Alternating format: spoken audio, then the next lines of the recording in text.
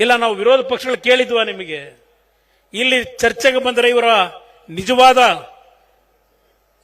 ಬಣ್ಣ ಬಯಲಾಗುತ್ತೆ ಅಂತ ಹೇಳಿ ಕದ್ದೋಡೋದಂತ ಹೋದಂತಾರೆ ನೀವು. ಇಲ್ಲಿ ಪ್ರಹ್ಲಾದ್ ಜೋಶಿ ಅವರು ಹೇಳಿದ್ರು, ಪಾಪ ಮೊನ್ನೆ ಒಂದು ಪ್ರಜಾವಾಣಿನಲ್ಲಿ ನೋಡಿದೆ, ಒಂದು ದೊಡ್ಡ ಪ್ರಾಯೋಜಿತವಾದಂತ ಇಂಟ್ರೋ ಅದು. ಬಹುಶಃ ದೇಶದ ಇತಿಹಾಸದಲ್ಲಿ ಯಾವುದೇ ಒಬ್ಬ ಮುಖ್ಯಮಂತ್ರಿ ಅವರ ಹೇಳಿಕೆಗಳಿಗೆ ನೈತಿಕತೆಯನ್ನು ಕಳ್ಕೊಂಡು ಪ್ರಾಯೋಜಿತವಾದಂತಹ ಒಂದು ಇಂಟ್ರೋ ಕೊಟ್ಟಿರ್ತಕ್ಕಂಥದ್ದು ದೇಶದ ಇತಿಹಾಸದಲ್ಲಿ ಇದೇ ಸಿದ್ದರಾಮಯ್ಯನವರಿಗೆ ಆ ಒಂದು ಕೀರ್ತಿ ಹೋಗಬೇಕಾಗ್ತದೆ. ಈಗ ಇದು ನಡೆದಿರ್ತಕ್ಕಂಥದ್ದು. ಬಿಜೆಪಿ ಮತ್ತು ಜೆಡಿಎಸ್ ನಮ್ಮ ಕಾರ್ಯಕರ್ತರು ಇದನ್ನು ಅರ್ಥ ಮಾಡ್ಕೋಬೇಕಾಗ್ತದೆ. ಏನು ನಮ್ಮ ಪ್ರಹ್ಲಾದ್ ಜೋಶಿ ಅವರು ಹೇಳಿದ್ರು, ಕೆಂಪಣ್ಣ ಆಯೋಗದ ರೀಡು ಕತೆ. ನಾನು ಅದಕ್ಕೆ ಹೇಳಿದ್ದು, ಮೊನ್ನೆ ಪ್ರಜಾವಾಣಿ ಪತ್ರಿಕೆಯಲ್ಲಿ ದೊಡ್ಡದ ಬರೆದಿದ್ದೀರಿ, ನನ್ನದು ತೆರೆದ ಪುಸ್ತಕ ಅಂತ ಹೇಳಿ. ನಾನು ಅದಕ್ಕೆ ಒಂದು ಮಾತು ಹೇಳಿದೆ ಸಿದ್ದರಾಮಯ್ಯನವರಿಗೆ, ಹೌದು ನಿಮ್ಮದು ತೆರೆದ ಪುಸ್ತಕ ಇದೆ, ಅದಕ್ಕೋಸ್ಕರ ಮುಚ್ಚಿಟ್ಟಿದಾರಲ್ಲ ಕೆಂಪಣ್ಣಂದು ಅಲ್ಲಿ ನಿಮ್ಮ ಕಚೇರಿ ಒಳಗೆ, ಆ ಕೆಂಪಣ್ಣ ಆಗೋದು ವರದಿ ಪುಸ್ತಕ ಒಂಚೂರು ತೆರೀರಿ ಅಂತ ಹೇಳಿ. ತೆರೆದ್ರೆ ನಿಜವಾದ ನಿಮ್ಮ ತೆರೆದ ಪುಸ್ತಕವ ಪುಟಗಳು ಹರ್ಕೊಂಡ್ಬಿಟ್ಟಿದಾರಾಗಲೇ. ಈಗ ದೇಸಾಯಿ ಹೆಸರಿನಲ್ಲಿ ಮೂಢಾಗರಣಗಳನ್ನು ಮುಚ್ಚಾಕೊಳ್ಳಿಕ್ಕೆ ಹೊರಟಿದ್ದಾರೆ. ಪಾಪ ನಮ್ಮ ಪರಮೇಶ್ವರ್ ಹೇಳಿದ್ದಾರೆ, ಕುಮಾರಸ್ವಾಮಿ ಬಣ್ಣ ಈಗ ಗೊತ್ತಾಗಿದೆ ಅಂತೇಳಿ. ನನ್ನ ಬಣ್ಣ ಬದಲಾವಣೆ ಆಗಕ್ಕೆ ಸಾಧ್ಯವೇ ಇಲ್ಲ. ಇದು ಒರಿಜಿನಲ್ ಬಣ್ಣ, ಈ ಬಣ್ಣ ಸಾಧ್ಯವೇ ಇಲ್ಲ. ಪಾಪ ಹೇಳಿದ್ದಾರೆ. ಇದು ನಮ್ಮ ಎರಡೂ ಪಕ್ಷಗಳ ಹೊಂದಾಣಿಕೆ. ಪರಮೇಶ್ವರ್ ಅವರೇ, ಏನಾದರೂ 2006-7 ಯಡಿಯೂರಪ್ಪನವರು ನಾವು ಸೇರಿ ಸರ್ಕಾರ ಏನು ರಚನೆ ಮಾಡಿದ್ವು, ಆ ಸರ್ಕಾರ 20 ತಿಂಗಳು ನಾವು ಮುಂದುವರಿಸಿದ್ರೆ ಇವತ್ತೆಲ್ಲ ಕಾಂಗ್ರೆಸ್ ತೊಲಗ್ತಾ ಇದ್ದಿದ್ದು ಈ ರಾಜ್ಯದಿಂದ. 2006-7 ಕಾಂಗ್ರೆಸ್ ಈ ರಾಜ್ಯದಿಂದ ನಿರ್ನಾಮ ಆಗ್ತಿತ್ತು. ಅವತ್ತೇ ತೊಲಗಿ ಹೋಗ್ತಾ ಇದ್ರು. ನಮ್ಮ ರಾಜ್ಯ ಒಳ್ಳೆ.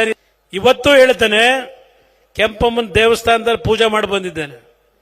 ಅವತ್ತು ನಾನು ಯಡಿಯೂರಪ್ಪನವ್ರಿಗೆ ಅಧಿಕಾರ ಕೊಡಬೇಕು ಅಂತ ಇದ್ದವನು. ಯಾವ್ಯಾವುದೋ ಕಾರಣಗಳಿಂದ ಅದು ಬದಲಾವಣೆ ಆಯ್ತು. ಬಹುಶಃ ಅವತ್ತು ಆ ಸರ್ಕಾರ ನಾವು ಮುಂದುವರೆದಿದ್ರೆ ಕರ್ನಾಟಕ ರಾಜ್ಯ ಇವತ್ತು ದೇಶದಲ್ಲೇ ಮೊದಲನೇ ಸ್ಥಾನದಲ್ಲಿ ಇರ್ತಕ್ಕಂಥ ದಿನಗಳನ್ನು ನಾವು ಕಾಣ್ತಾ ಇದ್ವು. ಇವತ್ತು ಸಹ ನಾಡಿನ ಜನತೆ ಯಡಿಯೂರಪ್ಪನವರ ಮಾರ್ಗದರ್ಶನದಲ್ಲಿ, ನಾನು ಅವತ್ತೇನು ನಮ್ಮ ಅಶೋಕ್ ಅವರು, ನಮ್ಮ ಜಿ ಟಿ ದೇವೇಗೌಡರು, ಹಲವಾರು ನಾಯಕರಿದ್ದಾರೆ ಇಲ್ಲಿ, ಕುಮಾರಸ್ವಾಮಿ ಅವರು, ನಾಡಗೌಡರು ಇಲ್ಲೆಲ್ಲ ಇದ್ದಾರೆ. ಇವರೆಲ್ಲರ ನಾಯಕತ್ವದಲ್ಲಿ ಸೋಮಣ್ಣ ಅವರಿದ್ದಾರೆ, ಬಸವರಾಜ ಬೊಮ್ಮಾಯಿ ಅವರಿದ್ದಾರೆ, ಹಲವಾರು ನಾಯಕರು ಅವತ್ತು ಮಂತ್ರಿಗಳಿದ್ದರು. ಇವತ್ತು ನಾಡಿನ ಜನತೆ ಹೇಳ್ತಾರೆ, ಇವತ್ತು ಈ ರಾಜ್ಯದಲ್ಲಿ ಒಂದು ಅತ್ಯುತ್ತಮವಾದಂಥ ಸರ್ಕಾರ ಬಂದಿದ್ರೆ ಅದು ಯಡಿಯೂರಪ್ಪನವರು, ಕುಮಾರಸ್ವಾಮಿ ಅವರ ನಾಯಕತ್ವದಲ್ಲಿ ಅಂತಕ್ಕಂಥದ್ದು ನಾಡಿನ ಜನತೆ ಇವತ್ತು ಅದನ್ನೇನು ಹೇಳ್ತಾ ಇದ್ದಾರೆ. ಆ ರೀತಿಯ ಸರ್ಕಾರ ಈ ರಾಜ್ಯದಲ್ಲಿ ಬರಬೇಕು ಅಂತಲೇ ಪರಮೇಶ್ವರ್ ಅವರೇ 2018 ಏನು ಮಾಡಿದ್ರಿ? ಪಾಪ ಹೇಳ್ತೀರಿ, ಕುಮಾರಸ್ವಾಮಿನ ಮುಖ್ಯಮಂತ್ರಿ ಮಾಡಿದ್ದು ನಾವು. ನಾನು ಬಂದಿದ್ದ ಅರ್ಜಿ ಇಟ್ಕೊಂಡು ನಿಮ್ಮ ಹತ್ರ ಓಡ ಬಂದ್ರಿ. ಎಲ್ಲಿ ಬಿಜೆಪಿ ಸರ್ಕಾರ ರಚನೆ ಮಾಡಿಬಿಡ್ತಾರೋ, ನಿಮ್ ಗುಲಾಂ ನಬಿ ಆಜಾದ್, ನಿಮ್ ಗೆಲೋಟ್ ಅವರು, ದೇವೇಗೌಡರು ಮನೆಗೆ ಮಧ್ಯಾಹ್ನ 2 ಗಂಟೆ ಓಡ್ ಬಂದ್ರಿ. ರಿಸಲ್ಟ್ ಅನೌನ್ಸ್ ಆಗಿರಲಿಲ್ಲ. ಮನೆ ಬಾಗಿಲಿಗೆ ಬಂದವ್ರು ನೀವು. ನಾವು ಮುಖ್ಯಮಂತ್ರಿ ಸ್ಥಾನ ನಮಗೂ ಬೇಡ್ರಪ್ಪ, ಮಲ್ಲಿಕಾರ್ಜುನ್ ಖರ್ಗೆ ಮಾಡ್ಕೊಳ್ಳಿ ಎಂದು ಒತ್ತಡ ಹಾಕಿ ನನಗೆ ಕಟ್ಟಿ ಯಾವ ರೀತಿ ನಡೆಸ್ಕೊಂಡ್ರಿ ಪರಮೇಶ್ವರ್ ಅವರೇ? ಇವತ್ತು 5 ವರ್ಷ ಆಗಿದೆ, ಮರಿಬೇಡಿ ಇವೆಲ್ಲ. ನಾನೇನ್ ನಿಮ್ ಮುಂದೆ ಬಂದವನಲ್ಲ. ಅದೇ ನಾವು ಯಡಿಯೂರಪ್ಪನವರು ಸರ್ಕಾರ ಮಾಡಿದಾಗ ಬಿಜೆಪಿ ಸರ್ಕಾರ ಒಂದು ಸಹೋದರ ಮನೋಭಾವದಲ್ಲಿ ಒಂದೇ ಒಂದು ಕಪ್ಪು ಚುಕ್ಕಿಗೆ ಅವಕಾಶ ಕೊಡದೆ ಆ 20 ತಿಂಗಳು ಆಡಳಿತ ಏನು ನಡೆಸಿದವು, ಆ ಆಡಳಿತದಿಂದ ಬಿಜೆಪಿನೂ ಈ ರಾಜ್ಯದಲ್ಲಿ ದೊಡ್ಡ ಮಟ್ಟದಲ್ಲಿ ಬೆಳೀಲಿಕ್ಕೆ ಅನುಕೂಲ ಆಯಿತು. ನಮಗೂ ಇವತ್ತು ಒಬ್ಬ ಕುಮಾರಸ್ವಾಮಿ ಯಾರು ಅಂತ ಗುರುತಿಸಲಿಕ್ಕೆ ಯಡಿಯೂರಪ್ಪನವ್ರ ನಾಯಕತ್ವದಲ್ಲಿ ನನಗೂ ಆ ಒಂದು ಶಕ್ತಿ ದೊರಕಿದೆ. ಇದನ್ನ ಕಾಂಗ್ರೆಸ್ನವರಿಗೆ ನೆನಪಿಸ್ಕೊಡ್ತೇನೆ. ದೇವೇಗೌಡರಿಗೆ ಪ್ರಧಾನಮಂತ್ರಿ ಮಾಡೋದು ಅಂತೀರಿ. ನೀವಲ್ರಪ್ಪ ದೇವೇಗೌಡರನ್ನ ಪ್ರಧಾನಮಂತ್ರಿ ಮಾಡಿದ್ದು. ದೇವೇಗೌಡರನ್ನ ಪ್ರಧಾನಮಂತ್ರಿ ಮಾಡಿದ್ದು ಕಮ್ಯುನಿಸ್ಟರು ಮತ್ತು ಹಲವಾರು ಪ್ರಾದೇಶಿಕ ಪಕ್ಷಗಳು. ಅವತ್ತು 190-195 ಲೋಕಸಭಾ ಸದಸ್ಯರು ಗೆದ್ದಿದ್ರು. ಅವರು ಬೆಂಬಲ ಕೊಟ್ಟರು, ಅದಕ್ಕೆ ನೀವು ಬೆಂಬಲ ಕೊಟ್ರಿ. ದೇವೇಗೌಡರನ್ನ ಇಳಿಸಿದ್ದು ಯಾಕೆ ಇಳಿಸಿದ್ರಿ? ಏನ್ ತಪ್ಪು ಮಾಡಿದ್ರು ಅಂತ ಇಳಿಸಿದ್ರಿ? ಇಳಿಸಿದ್ ನೀವು. ದೇವೇಗೌಡರಿಗೆ ಅಧಿಕಾರ ಕೊಟ್ಟಿದ್ದು ಒಬ್ಬ ಕನ್ನಡಿಗನಿಗೆ ಆ ಒಂದು ಹಲವಾರು 13-14 ಪಕ್ಷಗಳು ಪದೇ ಪದೇ ಅದನ್ನು ಹೇಳಬೇಕಾಗಿಲ್ಲ. ಮಳೆ ಪ್ರಾರಂಭ ಆಗ್ತಕ್ಕಂಥದ್ದು ಸ್ವಲ್ಪ ಕಾಣ್ತಾ ಇದೆ. ಏಕೆಂದ್ರೆ ಪಾದಯಾತ್ರೆ ಶುರುವಾಗಬೇಕು. ಬೆಳಗ್ಗೆ 8 ಗಂಟೆಯಿಂದಲೇ 2 ಪಕ್ಷದ ಕಾರ್ಯಕರ್ತರು ಉತ್ಸಾಹದಲ್ಲಿದ್ದೀರಿ. ನನಗೆ ಅರ್ಥ ಆಗ್ತಿದೆ. ನಾನು ಇವತ್ತು ನಿಮಗೆ ಶಿರಸಾವಹಿಸಿ 2 ಪಕ್ಷದ ಕಾರ್ಯಕರ್ತರಿಗೆ ನಾನು ನನ್ನ ಕೃತಜ್ಞತೆಗಳನ್ನು ಸಲ್ಲಿಸಲಿಕ್ಕೆ ಬಯಸ್ತೀನಿ. ನಿಮಗೆ ಯಾವ ಕಾಂಗ್ರೆಸ್ ಉದ್ದಟತನದಲ್ಲಿ ಈ ರಾಜ್ಯದಲ್ಲಿ ಇನ್ನೂ 10 ವರ್ಷ ಇರ್ತೀನಿ ಅಂತ ಹೇಳಿದ್ದಾರೆ ಉಪಮುಖ್ಯಮಂತ್ರಿಗಳು. 10 ವರ್ಷ ಅಲ್ಲ, ಇನ್ನು 10 ತಿಂಗಳು ಮುಂದುವರಿರಿ, ನೋಡೋಣಂತೆ. 10 ವರ್ಷ ಆಮೇಲೆ ನೋಡೋಣಂತೆ. ನಿಮ್ಮ ಪಾಪದ ಕೂಡ ತುಂಬಿದೆ. ನಿಮ್ಮ ಪಾಪದ ಕೂಡ ತುಂಬಿದೆ. ಟವಲ್ ಹಾಸ್ಕೊಂಡು ಬಹಳ ಜನ ನಿಂತಿದ್ದಾರೆ ಕ್ಯೂನಲ್ಲಿ ಕಾಂಗ್ರೆಸ್ನಲ್ಲಿ. ಇವತ್ತು ಒಂದು ಕಡೆ ಪಾಪ ಏನು ನೆನ್ನೆ ಸಿದ್ದರಾಮಯ್ಯನವರ ಪರವಾಗಿ ವಿಜೇಂದ್ರ ಅವ್ರನ್ನ ಬಾಯಿಗೆ ಬಂದು ಏಕವಚನದಲ್ಲಿ ಬೈಕೊಂಡು, ಅಲ್ಲಿಗೆ ನಿಮ್ಮ ಹತಾಶೆ ಏನು ಅನ್ನೋದನ್ನ ಗೊತ್ತಾಗ್ತದೆ ನಮಗೆ. ಯಡಿಯೂರಪ್ಪ ನಮ್ಮ ಸಿದ್ದರಾಮಯ್ಯನವರ ಪರವಾಗಿ ಏನು ಬಂದ್ರಿ ನೆನ್ನೆ, ಆ ದಾಖಲೆಗಳು ಸಾರ್ವಜನಿಕವಾಗಿ ಕೊಟ್ಟಿರೋದ್ರೆ ನೀವಲ್ವೇ? ಸಿದ್ದರಾಮಯ್ಯನವ್ರನ್ನ ಎಷ್ಟು ಬೇಗ ಇಳಿಸ್ತೀನಿ ಅಂತ ಹೇಳಿ ಎಲ್ಲ ರೀತಿ ದಾಖಲೆಗಳನ್ನ ಯಾರ್ಯಾರ ಕೈಲಿ ಕೊಟ್ಟು ಎಲ್ಲೆಲ್ಲಿ ಏನೇನು ಮಾಡಿಸ್ಬೇಕು ಎಲ್ಲ ರೆಡಿ ಮಾಡಿಸ್ಕೊಂಡು, ಅಯ್ಯೋ ನಾನು ಸಿದ್ದರಾಮಯ್ಯನವ್ರ ಪರ, ಸಿದ್ದರಾಮಯ್ಯನವ್ರನ್ನ ಮುಟ್ಟಾಗ್ಬಿಡಲ್ಲ. ಈ ಡ್ರಾಮಾ ಎಲ್ಲ ಯಾಕಪ್ಪ? ಇನ್ನೂ ಏನೇನು ನಾಟಕ ಆಡಬೇಕು ಅಂತ ಇದ್ದೀರಿ? ಅದರಿಂದ ನಾನು ನಿಮ್ಮ ಎಲ್ಲಾ ಪ್ರಶ್ನೆಗಳಿಗೆ ಏನು ಕೂತಿದ್ದಾರೆ ವೇದಿಕೆ ಮೇಲೆ, ನಮ್ಮೆಲ್ಲರಲ್ಲಿ ನೈತಿಕತೆ ಇಟ್ಟುಕೊಂಡಿದ್ದೇವೆ. ನೀವು 100 ಕ್ವಶನ್ ಅಲ್ಲ 200 ಪ್ರಶ್ನೆ ಮಾಡಿ ನಮ್ಮ ಮೇಲೆ ಉತ್ತರ ಕೊಡಲಿಕ್ಕೆ ತಯಾರಾಗಿದ್ದೇವೆ. ಅಬ್ರಾಹಿಂ ಅವರು, ಪ್ರಹ್ಲಾದ್ ಜೋಶಿ ಅವರು ಹೇಳ್ತಾ ಇದ್ದಾರೆ. ಅಬ್ರಾಹಿಂ ಅವರು ಹೇಳಿದ್ರಲ್ಲ 10 ಪ್ರಶ್ನೆ ಏನಿಟ್ಟಿದ್ದಾರೆ, ಅದಕ್ಕೆ ಉತ್ತರ ಕೊಟ್ಟರೆ ಸಾಕು ಅನ್ನೋದನ್ನು ಪ್ರಹ್ಲಾದ್ ಜೋಶಿ ಅವರು ಇಲ್ಲಿ ನೆನಪಿಸ್ಕೋತಾ ಇದ್ದಾರೆ. ಇಲ್ಲಿ ಅದರಿಂದ ನಾವು ಮುಂದಿನ ಏನು ಪಾಪ ಅವರು ಇವತ್ತು ರಾಮನಗರ, ನಾಳೆ ಚನ್ನಪಟ್ಟಣ, ಮದ್ದೂರು ಅವ್ರದ್ದು ನಡೀತಾ ಇದೆ. ಎಲ್ಲ ಕಡೆ ನಮ್ಮ 2 ಪಕ್ಷಗಳ ಕಾರ್ಯಕರ್ತರು ಯಾವ ಉತ್ಸಾಹದಲ್ಲಿದ್ದಾರೆ. ಈ ಸರ್ಕಾರ ತೆಗಿಲೇಬೇಕು, ಬರೀ ಯಾರು ನಮ್ಮ ಸಿದ್ದರಾಮಯ್ಯನವರು ಹೋಗಬೇಕು ಅನ್ನೋದಲ್ಲ, ಈ ಕಾಂಗ್ರೆಸ್ಸೇ ಈ ರಾಜ್ಯದಿಂದ ತೊಲಗಬೇಕು. ಈ ರಾಜ್ಯದಲ್ಲಿ ನಾವು ನಿಮ್ಮ ಗ್ಯಾರಂಟಿ ಕಾರ್ಯಕ್ರಮಕ್ಕೆ ವಿರೋಧಿಗಳಲ್ಲ. ಆ ಗ್ಯಾರಂಟಿ ಕಾರ್ಯಕ್ರಮದ ಹೆಸರಿನಲ್ಲಿ ರಾಜ್ಯದಲ್ಲಿ ಏನೇನು ಮಾಡಿದ್ದೀರಿ, ಇವತ್ತು ನಿಮ್ಮ ಯಾವ್ಯಾವುದಕ್ಕೆ ಬೆಲೆ ಹೆಚ್ಚಿಗೆ ಮಾಡಿದ್ದೀರಿ, ಜನರ ಬದುಕೇನಾಗಿದೆ ಹೋಗ್ಲಿ. ಗ್ಯಾರಂಟಿ ಕಾರ್ಯಕ್ರಮದಲ್ಲಿ ಗೃಹಲಕ್ಷ್ಮಿ 3 ತಿಂಗಳಾಯ್ತು ಇನ್ನೂ ದುಡ್ಡು ಬಂದಿಲ್ಲ ಅಂತಾರೆ. ಈಗ ರೈತರು ಕಷ್ಟಪಟ್ಟು ಹಾಲು ಉತ್ಪಾದನೆ ಮಾಡ್ತಾರೆ, 1 ವರ್ಷ ಆಯ್ತು ಇನ್ನೂ ಸಾವಿರಾರು ಕೋಟಿ ದುಡ್ಡು ಕೊಟ್ಟಿಲ್ಲ ಅಂತ ಹೇಳ್ತಾರೆ. ಇದು ನಿಮ್ಮ ಆಡಳಿತ. ಇಂಥ ಒಂದು ಆಡಳಿತವನ್ನ ನಾಡಿನ ಜನತೆ ಬೆಂಬಲಿಸಬೇಕಾ?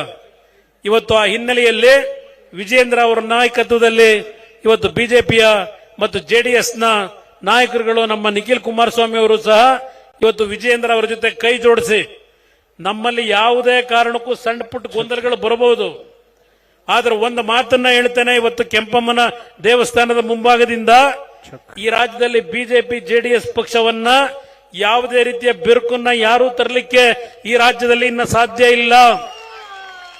ಇವತ್ತು ಬಿಜೆಪಿಯ ಜೊತೆ ಸಂಬಂಧ ಪಾಪ ಹೇಳಿದ್ದಾರೆ ನಮ್ಮ ಸಿ.ಡಿ. ಶಿವು ಅವರು, ನೆನ್ನೆ ಹೇಳಿದ್ದಾರೆ. ಅವ್ರು ಹೇಳಿರ್ತಕ್ಕಂಥದ್ದು ತರಿಸಲಿಕ್ಕೆ ಜೆಡಿಎಸ್ಗೆ ಏಕಾಂಗಿಯಾಗಿ ಸಾಧ್ಯ ಆಗದೆ ಬಿಜೆಪಿ ಜೊತೆ ಕೈ ಜೋಡಿಸಿದ್ದಾರೆ ಅಂತೇಳಿ ಸೇಡಿದ್ದೇ. ಅದಕ್ಕೋಸ್ಕರ ನಿಮ್ಮ ಅಕ್ರಮಗಳನ್ನು ಬಯಲಿಡಬೇಕಾದ್ರೆ, ಈ ರಾಜ್ಯದಿಂದ ಕಾಂಗ್ರೆಸ್ನ ಕಿತ್ತೊಗಿಬೇಕಾದ್ರೆ ಬಿಜೆಪಿ ಜೆಡಿಎಸ್ ಅಣ್ಣ ತಮ್ಮಂದ್ರ ತರ ನಾವು ಮುಂದಿನ ದಿನಗಳು ಹೆಜ್ಜೆ ನೀಡಬೇಕಾಗಿದೆ. ನಮ್ಮ ವೈಯಕ್ತಿಕವಾದಂತಹ ಸ್ವಾರ್ಥಕ್ಕಲ್ಲ, ಈ ನಾಡಿನ ಜನತೆಯ ಕಲ್ಯಾಣಕ್ಕೆ. ಕೇಂದ್ರ ಸರ್ಕಾರದ ಬಗ್ಗೆ ನೀವೇನ್ ಚರ್ಚೆ ಮಾಡ್ತೀರಿ? ಇಲ್ಲಿದ್ದೇವೆ ನಾವು 5 ಜನ ಮಂತ್ರಿಗಳು, 4 ಜನ ಮಂತ್ರಿಗಳು. ಒಂದು ರಾತ್ರಿನೂ ಎಲ್ಲ ಬಗೆಹರಿಸಲಿಕ್ಕೆ ಆಗೋದಿಲ್ಲ. ಪಾಪ ನೆನ್ನೆ ಹೇಳಿದ್ದಾರೆ ಭಾಷಣದಲ್ಲಿ, ಕುಮಾರಸ್ವಾಮಿ ನನ್ನ ಗೆಲ್ಲಿಸಿಬಿಟ್ರೆ ಮೇಕೆದಾಟನ ಒಂದು ರಾತ್ರಿನಲ್ಲಿ 24 ಗಂಟೆಯಲ್ಲಿ ತಂದು ಬಿಡ್ತೀನಿ ಅಂತ ಹೇಳಿದ್ದ. ಎಲ್ಲಪ್ಪ ಅಂತಾರೆ. ಯಾರಾದ್ರೂ ಹುಚ್ಚರು ಹೇಳಬೇಕು ಅದನ್ನ. 24 ಗಂಟೆಯಲ್ಲಿ ನಾನು ಮೇಕೆದಾಟು ತರ್ತೀನಿ ಅಂತ ಭಾಷಣ ಮಾಡಿರೋದನ್ನ ಎಲ್ಲಾದ್ರೂ ಒಂದು ಕಡೆ ತೋರಿಸಿ, ನೀವು ತಲೆಬಾಗ್ತೀನಿ ನಾನು. ಇವತ್ತು ಕಾಂಗ್ರೆಸ್ನ ನಾಯಕರಿಗೆ ಕೇಳಲಿಕ್ಕೆ ಬಯಸ್ತೇನೆ, ನಿಮ್ಮ ಯೋಗ್ಯತೆಗೆ ದೆಹಲಿನಲ್ಲಿ ಡಿಎಂಕೆ ನಾಯಕರ ಜೊತೆನಲ್ಲಿ ಚಪ್ಪಾಳೆ ಹೊಡ್ಕೊಂಡು ಗೌರವಾನ್ವಿತ ಪ್ರಧಾನಮಂತ್ರಿಗಳಿಗೆ ಭಾಷಣ ಮಾಡಲಿಕ್ಕೆ ಅವಕಾಶ ಕೊಡದೆ ಯಾವ ರೀತಿ ನಡ್ಕೊಂಡಿದ್ದೀರಿ ಮೊದಲನೇ ಬಾರಿಗೆ ಈ ದೇಶದಲ್ಲಿ ನೋಡ್ತಾ ಇದ್ದೇವೆ ನಾವು. ಮೊದಲು ನಿಮಗೆ ಯೋಗ್ಯತೆ ಇದ್ರೆ, ನಿಮಗೆ ತಾಕತ್ತಿದ್ರೆ ತಮಿಳುನಾಡು ಹೋಗಿ ನಿಮ್ಮ ಪಾರ್ಟ್ನರ್ಸ್ ಏನಿದ್ದಾರೆ ತಮಿಳುನಾಡಿನಲ್ಲಿ ಡಿಎಂಕೆ ಅವರು, ಅವ್ರ ಜೊತೆ ಮೊದಲು ಚರ್ಚೆ ಮಾಡಿ. ಇದು ಯಾಕೆ ಈ ಚೀಟಿ ತೆಗಿತಾ ಇದ್ದೀನಿ ಅಂದ್ರೆ, ಕರ್ನಾಟಕ ರಾಜ್ಯದಲ್ಲಿ ಜುಲೈ ತಿಂಗಳಿನಲ್ಲಿ ನಾವು 34 TMC ನೀರು ಬಿಡಬೇಕಾಗಿತ್ತು. ಈಗಾಗಲೇ 50 TMC ಮೇಲೆ ನೀರು ಹರಿದೋಯ್ತು ಒಂದು ತಿಂಗಳಿಗೆ. ಇಲ್ಲಿ ಇವತ್ತು ಇಂಡಿಯನ್ ಎಕ್ಸ್ ಪತ್ರಿಕೆ ಒಂದು ಆರ್ಟಿಕಲ್ ಇದೆ. ಇಲ್ಲಿ ಜನ ಅರ್ಥ ಮಾಡ್ಕೋಬೇಕು, ಈ ರಾಜ್ಯದ ಜನ. ಇಲ್ಲಿ ತಮಿಳುನಾಡು ರೈತರು ಹೇಳ್ತಾರೆ, Tamil Nadu farmers demand steps to store surplus Cauvery water. ಇದು ತಮಿಳುನಾಡು ರೈತರು ಹೇಳಿರೋದು. ನಿಮಗೆ ಯೋಗ್ಯತೆ ಇದ್ರೆ ಮೊದಲು ಹೋಗಿ ಕೂರಿ ಅಲ್ಲಿ ಸ್ಟಾಲಿನ್ ಜೊತೆ ಚರ್ಚೆ ಮಾಡಿ. ಇವತ್ತು ಸಮುದ್ರಕ್ಕೆ ನೀರೇನು ಹರಿದು ಹೋಗ್ತಾ ಇದೆ.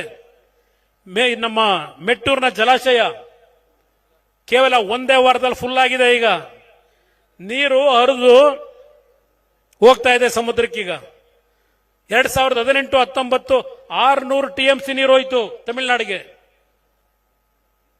ನಮಗೂ ಸ್ವಲ್ಪ ಶಕ್ತಿ ಜನ ಕೊಟ್ಟಿದ್ದಾರೆ ಈ ರಾಜ್ಯದಲ್ಲಿ ಬಾರಿ, ಜೆಡಿಎಸ್ ಮತ್ತು ಬಿಜೆಪಿ ಪಕ್ಷಗಳಿಗೆ.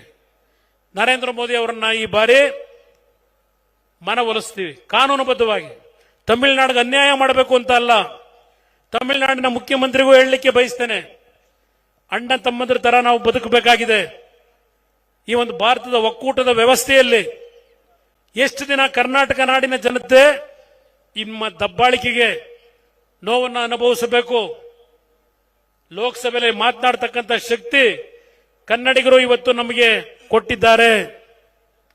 ಇವತ್ತು ಕರ್ನಾಟಕಕ್ಕೆ ಆಗಿರತಕ್ಕಂಥ ನ್ಯಾಯಬದ್ಧವಾದಂಥ ನೀರನ್ನು ಪಡೆಯತಕ್ಕಂಥದ್ದಕ್ಕೆ ಬಸವರಾಜ ಬೊಮ್ಮಾಯಿ ಅವರು ಮುಖ್ಯಮಂತ್ರಿಗಳ ಕೆಲಸ ಮಾಡಿದ್ದಾರೆ, ನೀರಾವರಿ ಮಂತ್ರಿಗಳ ಕೆಲಸ ಮಾಡಿದ್ದಾರೆ. ನಾವೆಲ್ಲರೂ ಜೊತೆಗೂಡಿ ಇವತ್ತು ಸಮಸ್ಯೆ ಬಗೆಹರಿಸಲಿಕ್ಕೆ ಪ್ರಾಮಾಣಿಕವಾಗಿ ದುಡಿಮೆ ಮಾಡಿದ್ದೀವಿ. 125 ವರ್ಷದ ಸಮಸ್ಯೆ ಒಂದು ರಾತ್ರಿಯಲ್ಲಿ ಮಾಡ್ಲಿಕ್ಕೆ ಆಗೋದಿಲ್ಲ. ಈ ಬಾರಿ ಯಾವೊಂದು KRS ಜಲಾಶಯ ತುಂಬಿತು. KRS ಒಂದೇ ಅಲ್ಲ, ಪ್ರಥಮ ಬಾರಿಗೆ ಲಿಂಗನ ಬಗ್ಗೆ ಎಷ್ಟು ವರ್ಷಗಳಾಗಿತ್ತು ಲಿಂಗನ ಬಗ್ಗೆ ತುಂಬಿ. ಇವತ್ತು ಈ ನೀರು ತುಂಬಲಿಕ್ಕೆ ಕಾರಣ ಏನೋ ಹೇಳಿದ್ದಾರಲ್ಲ ಸಿದ್ದರಾಮಯ್ಯನವರು, ಕಾಲ್ಗುಣದ ಬಗ್ಗೆ. ನಿಮ್ ಕಾಲ್ಗುಣಕ್ಕೆ ಇವತ್ತು ಮಳೆ ಬರಲಿಲ್ಲ. ಇದು ಇಲ್ಲಿ ನಮ್ಮನ್ನು ಗೆಲ್ಲಿಸಿದ್ದಾರಲ್ಲ ಈ ನಾಡಿನ ಜನ, ನರೇಂದ್ರ ಮೋದಿ ಅವರು ಇವತ್ತೇನು ನಮ್ಮನ್ನು ಗುರುತಿಸಿದ್ದಾರೆ, ಕನ್ನಡ ನಾಡಿನ ಜನತೆಯನ್ನು, ನಮ್ಮ ಲೋಕಸಭಾ ಸದಸ್ಯರನ್ನ. ಆ ತಾಯಿ ಚಾಮುಂಡೇಶ್ವರಿ ನಮಗೆ ಸಂಕಷ್ಟ ಬರದೇ ಇರಲಿ, ಇವತ್ತು ಜಲಾಶಯಗಳು ತುಂಬಬೇಕು ಅಂತೇಳಿ ತಾಯಿ ತುಂಬಿಸಿರ್ತಕ್ಕಂಥದ್ದು. ನಿಮ್ ಕಾಲಗಳ ಕಾಲ ತುಂಬಿಸಿರೋದು. ಈ ನಾಡಿನ ಜನ ನಮ್ಮನ್ನು ಗೆಲ್ಲಿಸಿದ್ದಾರಲ್ಲ. ಈಗ ನಮ್ಮ ಕುಮಾರನಿಗೆ ಏನೋ ಸಮಸ್ಯೆ, ಈ ಒಂದು ಇದರಲ್ಲೇ ತಾಯಿ ಆಶೀರ್ವಾದ ನಮಗೆ ದೊರಕಿರ್ತಕ್ಕಂಥದ್ದು.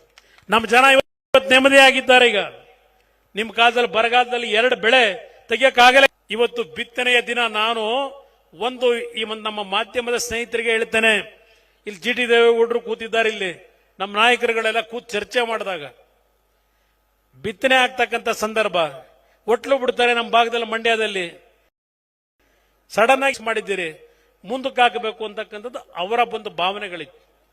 ಅದರ ಮೇಲೆ ನಾವು ಚರ್ಚೆ ಮಾಡಿದ್ದೇವೆ ಹೊರತು ಇದು ಮುಂದುವರೆದ ತಕ್ಷಣ ಇವ್ರಿಗೆ ಅದೇ ಅನುಕೂಲ. ಕಾಂಗ್ರೆಸ್ನವರಿಗೆ ವಿಷಯ ಡೈವರ್ಟ್ ಮಾಡಿ ಬೇರೆ ಇನ್ಯಾವುದಾದ್ರು ವಿಷಯ ಕೊಟ್ಟೋದ್ರೆ ನಾವು ಬಚಾವಾಗಬಹುದು ಅನ್ನೋದು ಕಾಂಗ್ರೆಸ್ನವರ ಅವ್ರಿಗೆತಕ್ಕಂಥದ್ದು.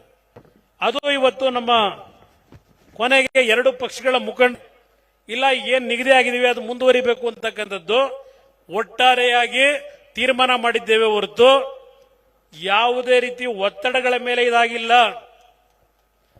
ಪ್ರಹ್ಲಾದ್ ಜೋಶಿ ಅವರಿದ್ದಾರೆ, ಇಲ್ಲಿ ನಮ್ಮ ರಾಧಾಮೋಹನ್ ಅಗರ್ವಾಲ್ ಅವರು ಇದ್ದಾರೆ. ಮುಕ್ತವಾಗಿ ಚರ್ಚೆ ಮಾಡಿದ್ದೇವೆ. ಇಲ್ಲಿ ಯಾವುದೇ ರೀತಿಯಲ್ಲಿ ವಿಜೇಂದ್ರ ಅವರು ಇಲ್ಲಿದ್ದಾರೆ. ಮುಕ್ತವಾಗಿ ಚರ್ಚೆ ಮಾಡಿ ಈ ಕಾರ್ಯಕ್ರಮವನ್ನ ಸಿದ್ಧತೆಗಳೇನಾಗಿತ್ತು ಮತ್ತೆ ಅದು ಮುಂದಕ್ಕೆ ಹೋದ್ರೆ ಈ ಕಾಂಗ್ರೆಸ್ ನಾಯಕರುಗಳು ಅದನ್ನೇ ಇಟ್ಟುಕೊಂಡು ಎಲ್ಲೆಲ್ಲಿ ದಾಖಲೆಗಳನ್ನ ತಿರುಚಿ ಜನಗಳ ಮನಸ್ಸನ್ನು ಬೇರೆ ಕಡೆಗೆ ಎಲ್ಲಿ ತೆಗೆದುಕೊಂಡು ಹೋಗ್ತಾರೋ ಅಂತಕ್ಕಂಥ ದೃಷ್ಟಿ ಒಂದು ಕಡೆ. ಇದರ ಹಿನ್ನೆಲೆಯಲ್ಲಿ ಈ ಕಾರ್ಯಕ್ರಮವನ್ನು ಮುಂದುವರಿಸಬೇಕು ಅಂತ ಹೇಳಿ ಕೇವಲ ಒಂದೇ ದಿನದಲ್ಲಿ ಬಿಜೆಪಿ ಮತ್ತು ನಮ್ಮ ಜೆಡಿಎಸ್ನ ಕಾರ್ಯಕರ್ತರು ಒಟ್ಟಾಗಿ ಇವತ್ತು ಒಂದು ಐತಿಹಾಸಿಕವಾದಂತಹ ಪಾದಯಾತ್ರೆಯನ್ನ ಏನು ಪ್ರಾರಂಭ ಮಾಡಿದ್ದೀರಿ. ನಿಮ್ಮೆಲ್ಲರಿಗೆ ಎಲ್ಲಾ ಪಕ್ಷದ ಮುಖಂಡರುಗಳ ಮುಖಾಂತರ ಅವರೆಲ್ಲರ ಪರವಾಗಿ ನಿಮಗೆ ನಮ್ಮ ಧನ್ಯವಾದ. ಯಾಕೆಂದ್ರೆ ನಿಮ್ಮಲ್ಲಿರೋ ಪ್ರೋತ್ಸಾಹ ಇವತ್ತು ಈಗೇನೋ ಒಂದು ಉತ್ಸಾಹವನ್ನು ತುಂಬಿಕೊಂಡು ಬಂದಿದ್ದೀರಿ. ಇದು ಮೈಸೂರಿನ ಮುಟ್ಟವರೆಗೆ, ಮೈಸೂರಿನ ತಲುಪೋದ್ರೊಳಗೆ ಈ ಸರ್ಕಾರದ ಕರ್ಮಕಾಂಡಗಳು ಜನತೆಗೆ ತಲುಪತಕ್ಕಂಥದ್ದಷ್ಟೇ ಅಲ್ಲ, ಈ ಸರ್ಕಾರದ ವಿಕೆಟ್ಗಳು ಕ್ಯಾಪ್ಟನ್ ಇಂದಲೇ ಪ್ರಾರಂಭ ಆಗಬೇಕು ಉದುರೋದಕ್ಕೆ. ಆ ನಿಟ್ಟಿನಲ್ಲಿ ನಿಮ್ಮ ಈ ಪಾದಯಾತ್ರೆಯ ಶಕ್ತಿ ಈ ಕರ್ನಾಟಕ ರಾಜ್ಯದಲ್ಲಿ ಜನಪರವಾದಂತಹ ಸರ್ಕಾರವನ್ನ ಮುಂದಿನ ದಿನಗಳಲ್ಲಿ ನಾವು ತರಲಿಕ್ಕೆ ಒಂದು ಒಗ್ಗಟ್ಟು, ಒಂದು ತಾಯಿಯ ಮಕ್ಕಳ ತರ ಎರಡು ಪಕ್ಷಗಳು ನಮ್ಮ ಹೋರಾಟವನ್ನ ಮುಂದುವರಿಸಬೇಕು ಅಂತಕ್ಕಂಥದ್ದು ನಾವೇನು ಪಣ ತೊಟ್ಟಿದ್ದೇವೆ. ಆಶೀರ್ವಾದದಿಂದ ಈ ಕಾರ್ಯಕ್ರಮ ಇವತ್ತು ನಿಮ್ಮಗಳ ಒಂದು ಶ್ರಮ, ಈ ನಾಡಿನ ಜನತೆಯ ಒಂದು ಕಲ್ಯಾಣಕ್ಕೆ ಈ ಪಾದಯಾತ್ರೆಗೆ ನಾಡಿನ ಹಲವಾರು ಭಾಗದಿಂದ ಕಾರ್ಯಕರ್ತರುಗಳು ಸಹ ಇವತ್ತು ಮುಂದಿನ 8-9 ದಿನಗಳ ಕಾಲ ಈ ಕಾರ್ಯಕ್ರಮದಲ್ಲಿ ಭಾಗವಹಿಸಲಿಕ್ಕೆ ಏನು ಬಂದಿದ್ದೀರಿ. ನಿಮ್ಮೆಲ್ಲರಿರ್ತಕ್ಕಂಥ ಪ್ರಾರ್ಥನೆಯನ್ನ ಸಲ್ಲಿಸಿ ನಿಮಗೆ 1 2 ಮಾತನ್ನು ಮುಗಿಸ್ತೇನೆ.